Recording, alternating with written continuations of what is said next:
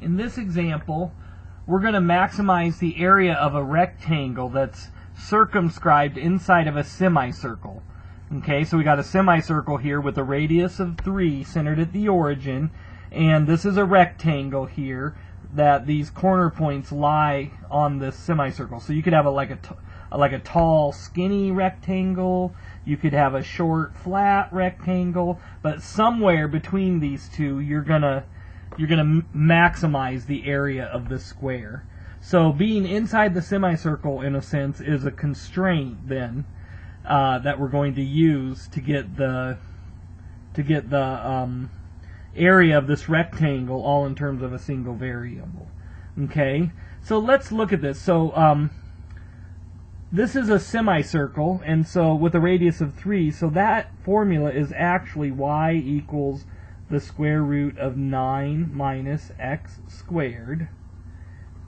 Okay, so what you can do is you can think of this area as being not x times y, but this height is equal to y, okay, but this length from here to here is actually equal to 2x, right? So the area would be like 2xy, okay? But we want this all in terms of one variable, so let's get all this in terms of x. And that's easy because y here is a function of x, right? So y is equal to the square root of 9 minus x squared. So given any x value here, we know the height, y, given by this. So now what I can do is I can place that into here. So I get 2x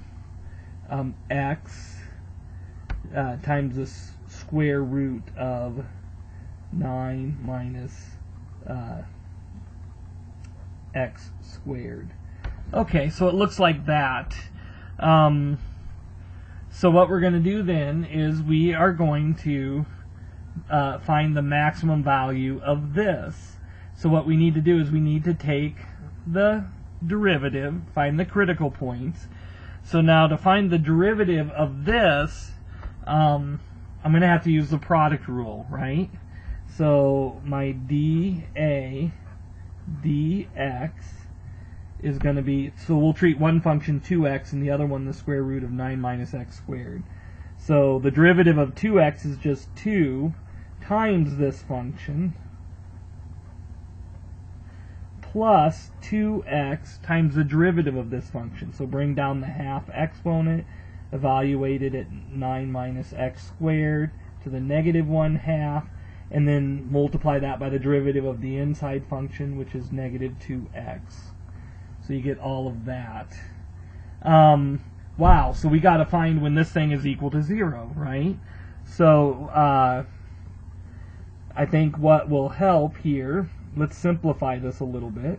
So this is going to be 2 square root of 9 minus x squared, and then this will be plus, and I should have had a minus because that's a minus there, right? But I'm going to bring this over here, so this will be like a negative 4x squared. Oh, but you have that thing, the half there, that will cancel that out. But then this thing's going to go to the bottom, so I'll just put that on the bottom.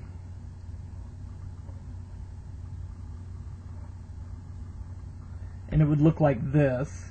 And so let me simplify this a little bit, I think.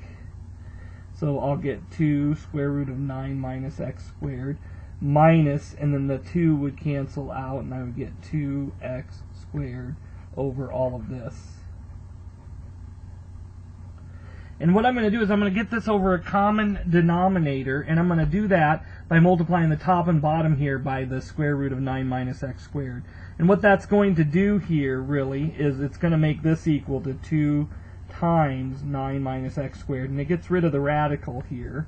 And then I got minus 2x squared, and all of this is over the square root of 9 minus x squared. Okay, so this is good. This is the derivative here. And notice that this thing, we could say we're gonna maximize this on -3 to 3. And if you include the endpoints, those two endpoints basically make this derivative undefined, because you can plug in -3 or 3 here, you get a 0 in the denominator. So those endpoints are critical points, but they're endpoints, and we know that that would not maximize. The area would be 0 at those points. Okay, so we won't consider those. So we need a relative min or max inside here. So we got to set this derivative equal to 0, and basically that amounts to this numerator equaling 0. So in other words, we got to have 2 times 9 minus x squared minus 2x squared equal to 0. Because when the numerator is equal to 0, the fraction is equal to 0. As long as what makes this equal to 0 doesn't make the denominator equal to 0. So this is where we're going to find the critical points. So let me distribute the 2 over here, and I get 18 minus 2x squared minus 2x squared is equal to 0. And so I could add these together and commute it around. I would get -4 x squared plus 18 is equal to 0. And I could, well, you know what? It might have been better to do it the other way. I probably shouldn't have commuted those around, because I think the easiest thing. So let me just add them together, and I'm going to, this is like the difference of two squares in a sense, and if they are, this would be like the square root of 18 plus 2x, square root of 18 minus 2x, and that's equal to 0. And so basically you get two solutions here. When this is equal to 0, you have the negative squared, you bring the 18 to the other side, divide by 2. So this is negative, and so we're not going to, it's probably this one over here, right? We're not going to worry about that. We want a positive one here. So x, and this is going to be when you have the positive square root of 18 over 2. Okay, so it looked like that. And so this is like a critical point, but we need to know if that is a min or a max. Now you could do the second derivative test, but taking the second derivative of this might be really kind of messy. And so what I'm going to do here is I'm going to just do a first derivative test right around here. So 0 is actually not a critical point. It's actually not a critical point nor whatever, but the well, I could do this. The critical points here are x equals negative square root of 18 over 2, x equals square root of 18 over 2, and I'm going to check this one here. And what I'm going to do here is, so what I have is I have this interval, negative square root of 18 over 2, square root of 18 over 2. So I have this interval, and then I have like square root of 18 over 2 to infinity. But it wouldn't be to infinity, I'm sorry, it would be to 3, right? Because that, it can't be any bigger than 3. So you would have these two things to check. So I'm going to check when x is 0. Okay, my test point. In other words, I'm doing the first derivative test here, and I'm going to plug in 0 for this. When I do, that goes away. This just becomes the square root of 3. So in other words, dA dx, when x is equal to 0, is equal to, I'm going to have, when I put in 0, this just becomes square root of 9, which is 3. This becomes 0, this becomes a 0, and then I have like 18 over 3, which is greater than 0. So this is going to be positive. So now we're hoping that it's going to be negative here. So let me see what square root of 2, or square root of 18 over 2 is. So square root of 18 divided by 2.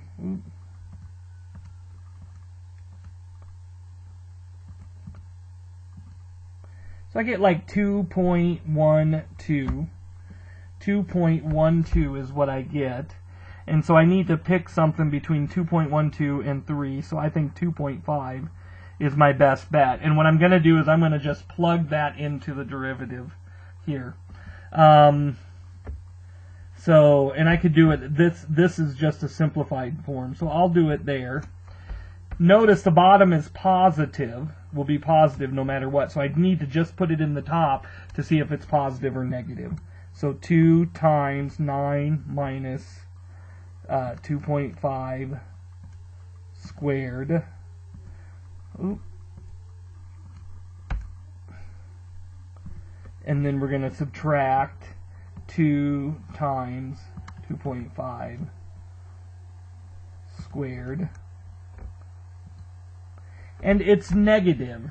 So since the top is negative, the bottom's positive, this is negative.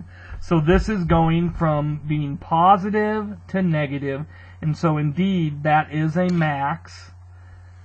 And so when x is equal to the square root of 2, square root of 18 over 2, you get a max. And so it looks like the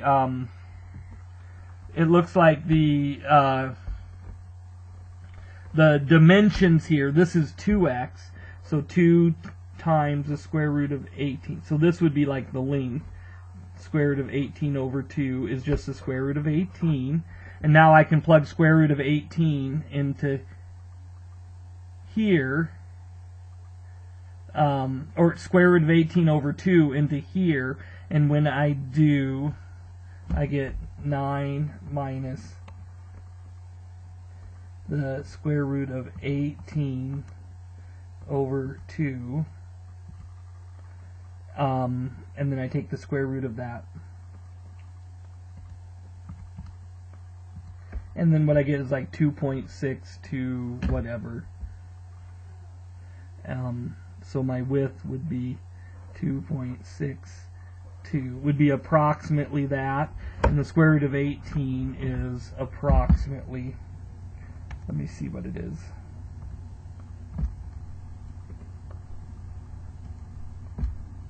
.4 or